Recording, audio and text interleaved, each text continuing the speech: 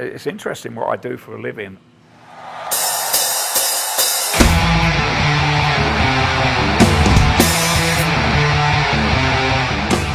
I was very fortunate to have a life in music all my adult life. In 1982, I joined Iron Maiden. When I was 10 years old, I remember sitting in front of the television and then Dave Brubeck Quartet came on TV. Joe Morello, who's the drummer, ended up going into a drum solo. So Joe did this solo, and I remember saying to my dad, I want to be just like that dark sunglass guy. Being in a rock band as big as Maiden, it's every musician's dream. No, it does have its moments of fragility, if you like.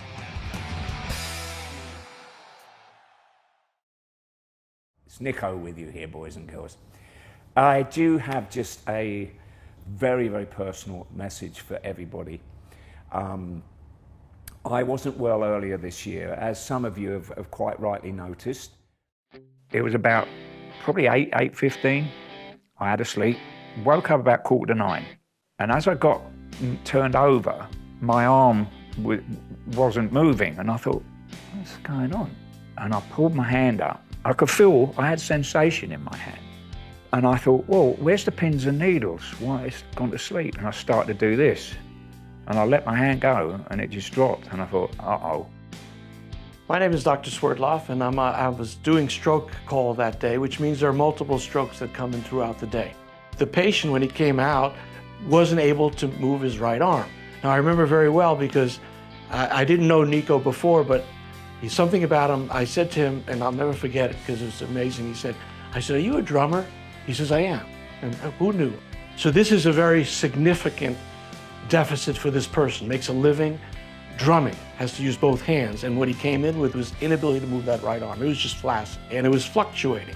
So we had to decide, if I give him medication that opens up that area, will it cause him to be worse? You know, as a doctor, the rule is, don't make him worse. You should do no harm. There was literally 10 or 12 people fussing around me. You talk about being a superstar, you know, that's how I felt I was getting the superstar treatment. So all his vessels are clean. The brain looks great on CT, but now we see the area on the MRI that shows the stroke. He had cross sign right in the area we thought would cause his deficit.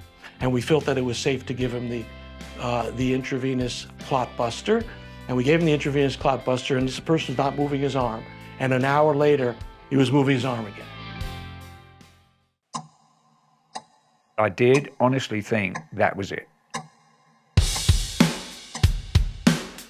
Now I'm laying in the bed and I'm trying to move my hand, at least my fingers or something. You know, encourage my body to, you know, come on, you can do this, you can do this. Because we had scheduled this tour the year prior, you know, 2 years prior, and we were starting in May, and we were going to do rehearsals starting the last week of April. So I thought, well, I've got 3 months to see if I can, you know, at least play again, and even holding a drumstick. You know, there was nothing there. The most recovery happens by 3 months in terms of a deficit. He's a special type of fellow, so I think he's noticed that he's actually done even more than that. I mean, he has more part of his brain that's delegated to the movement of his hands and arms. You know, he's pushed it to the limit, and he's an extraordinary individual.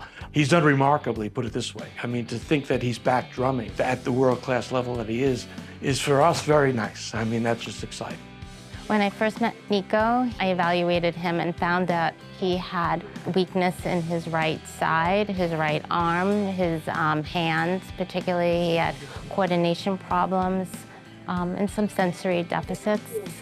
We worked for 9-10 months, and then he went out on tour. His speed and his coordination got a lot better. He's done great. I grew up in the 60s, so I have hearing aids because hard rock is hard on your ears, so it's very exciting to be able to be part of his life story and the life story of all his friends and fans. I mean, this is a substantial individual.